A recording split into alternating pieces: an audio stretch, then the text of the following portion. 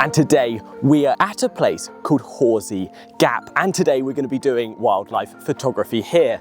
Now, this area is known to have three types of environment. You've got the beach, you've got the sand dunes, and you've got the warren, each boasting an incredible variety of wildlife. And straight away, we've been told that there are seals on groin 32, 33, 34. Apparently there's hundreds of them up here. Now, there are volunteers at this site who look after the seals, but they also are super helpful at giving you information. So I'm now on my way to spot hundreds of seals. First of all, what's your name and what do you do here?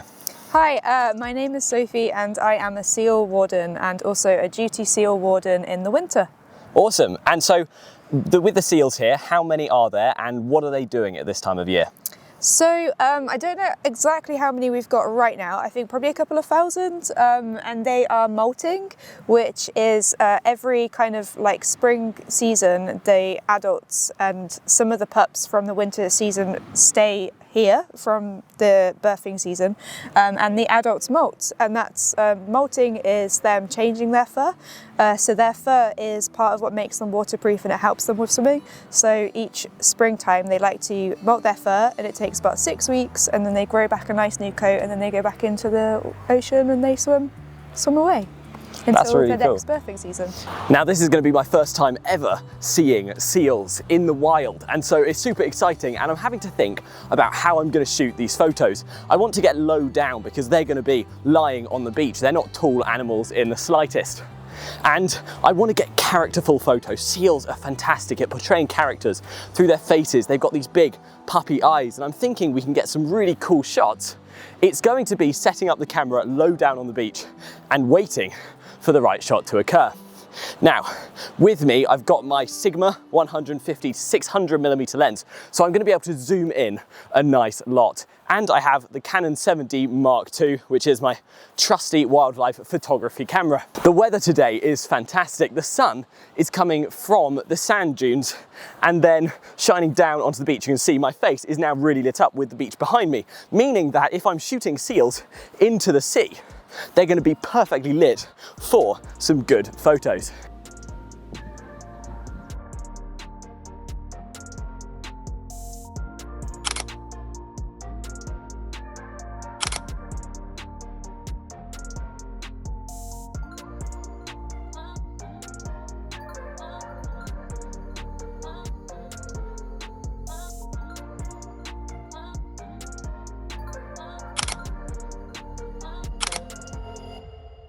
And I was like, I did not think I was going to be seeing seals this weekend. Oh, but here we are. That's a good result. And do you know why the seals are specifically here at this part of the coast? There's a couple of theories, none have actually been proven, so we're not 100% sure, but in the British coastline, we feel like this is probably maybe the safest place for them to do with predators. So the water itself is quite shallow for quite a distance out. So it's too shallow for like any whales or any big predators that you would get, say in Cornwall, to actually come and disturb the colony. So you won't be able to see on the camera, but can you see those windmills? I can, up yes. there? So one warden has had a theory that underneath those windmills there is a really large fish colony that like to stay there, and they breed there because again there's less predators. So they think that by coincidence the seals, when they started, which was when we started there was about 300 of them, that we've now got thousands. And they think that maybe the seals have clocked onto this fish colony and it's like easy food. That's really so cool. They've kind of been coming back.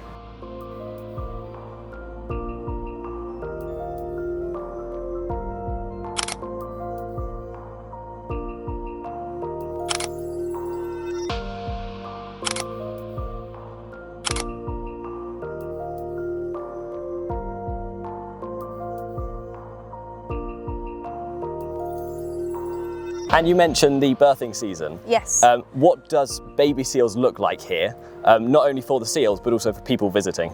So these are grey seals, specifically grey seals. We do have a common seal also in the colony today, which is there. So the common seals have got flat faces and they look feline, and the grey seals, people say they look like dogs, but they're actually more closely related to bears. And the pups are born and they're really white and fluffy.